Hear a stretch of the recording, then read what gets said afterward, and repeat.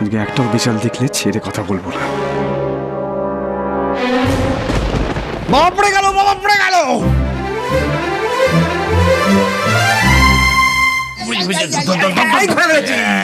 ধরে ফেলেছি।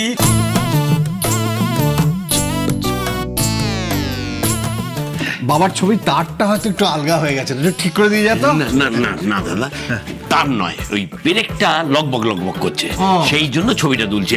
এই রাজু, হ্যাঁ বাবা। একটা হাতুড়ি নিয়ে আয় না বাবা, একটু ওই পেরেকটা ফুকে দে। হ্যাঁ হ্যাঁ, আয় বস।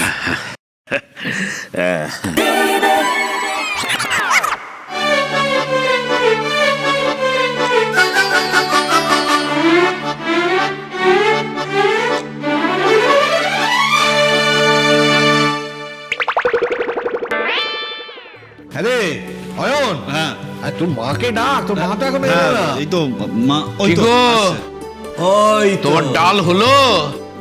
এসো, মিটিংটা তো শেষ করতে হবে।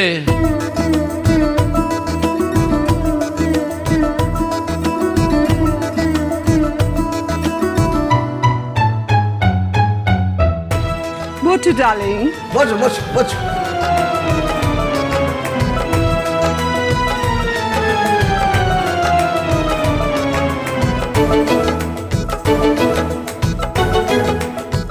নে দাদা, শুরু কর। মিটিংটা তাহলে শুরু করা যাক। Minutes of the meeting record করা থাক। কাল বাবার মৃত্যুবার্ষিকী। এই দিনটা আমরা সবাই মিলে একসঙ্গে পালন করব। সারা বছর আমরা যতই ঠোকাঠুকি করি না কেন, এই বাবার মৃত্যুবার্ষিকীর দিনটা আমরা সমস্ত ফ্যামিলি এক হয়ে পালন করব। দেখো, তোমাদের শ্বশুর মশাই তোমাদের খুব ভালোবাসতেন। হ্যাঁ কি স্নিগ্ধা? সত্যি কি ছোট বাবা, তাই তো? শুধু তাই নয় দাদা, বাবা নাত বউদের কত ভালোবাসতেন। হ্যাঁ, মনে আছে? বাবা বলে গেছিলেন, আমার তো সব থেকে বেশি আনন্দ হয় আমি নাত বউদেরও দেখে যেতে পারলাম। দাদু আমাকে যে ভালোবাসতো না, কি বলবো, শুধু আমার কাছে বিড়ি চাইতো, শুধু চাইতো বিড়ি। আমি অবশ্য মাঝে মাঝে বিপদে পড়তাম। ঠিক আছে, I mean what nonsense is this? একটা বুড়ো লোক বিড়ি চাইতো আর বিড়ি তুমি সাপ্লাই করতে? না, এতটুকুও জানো না স্মোকিং কিলস? তিতাস, ছাড় না, এখানে তো অন্য কথা হচ্ছে। থামো তো ভারতী, একটা বয়স্ক মানুষকে কেন বিড়ি দেওয়া হবে? এখন বুঝি দাদুর ওরকম ড্রাই কাশি কেন হতো। এই শোনো, মেজদি কিন্তু বলেছে যে মেজদির কাছে দাদু বিড়ি চাইতো, কিন্তু মেজদি তো এটা বলেনি যে মেজদি দাদুকে বিড়িখানা দিয়েছে। তাহলে আর ওই তোমাদের ওই স্মোকিং কিলস মানে আমরাও জানি, ওটার মানে হলো ওই ধূমপান মৃত।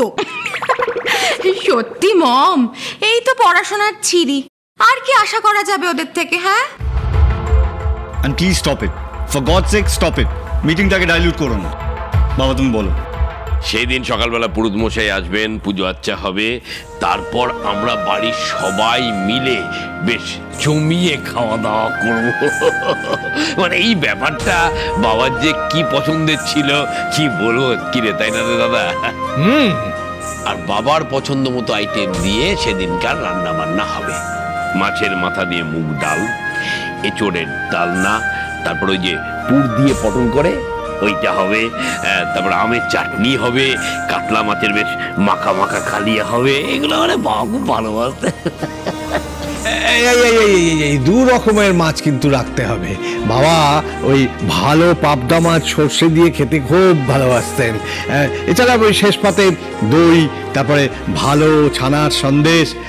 এবারে আসি রান্না বান্নার ব্যাপারে। আমি আছি তো, দুঃখিনী অভাগিনী দুয়োরানি।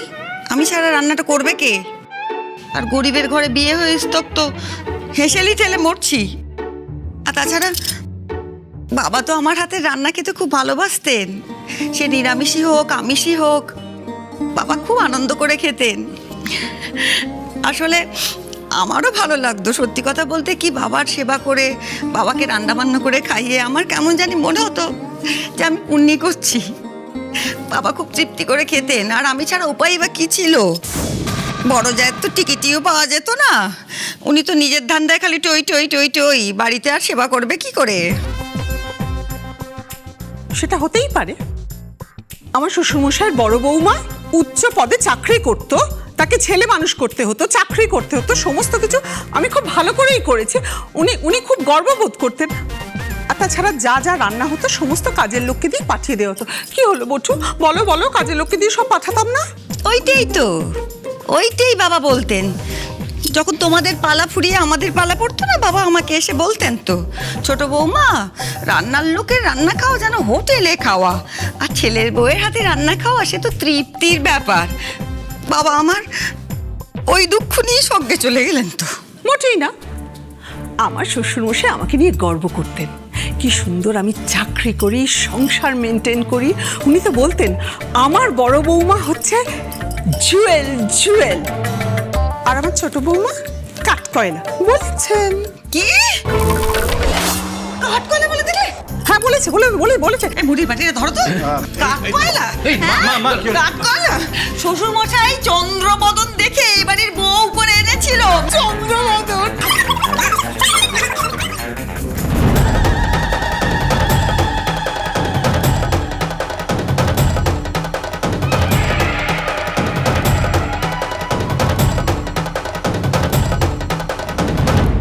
মা প্লিজ, কাকিমা হাত জোর করে বলছি, প্লিজ তুমি একটু থামো। না আমি কি বলেছি বলতো? না ওই তো বলছে।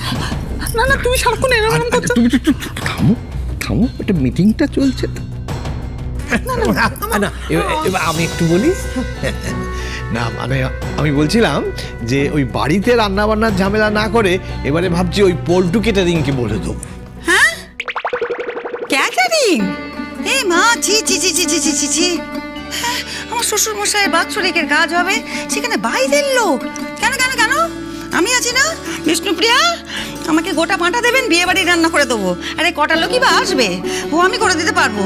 আর কি আইটেমই বা হবে এমন?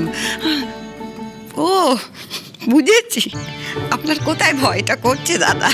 আসলে আপনার বউ আর বৌমারা তো রান্না করে পাশ দিয়ে যায় না, তাই ভাবছেন যদি রান্না করতে গিয়ে হাতা করে ফেলে। আসলে আমরাও তো দেখি দুদিন ছাড়া ছাড়া হোম ডেলিভারি হচ্ছে, সে মোগলাই খানা ইংরেজি খানা হোক, আবার আলু পোস্তও আসে। ছি ছি ছি। আচ্ছা বলো বলো। আমাকে বলতে দাও, উত্তর দেবো কিন্তু। না উত্তর দাও, কিন্তু বসে বসে উত্তর দাও।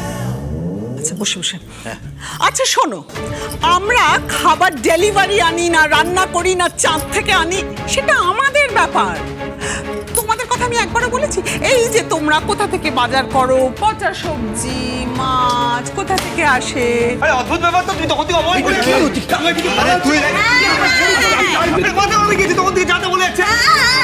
আমরা গরিব, এই জন্য তো পপকর্ন খাচ্ছ, আর আমি শুকনো মুড়ি। শোনো,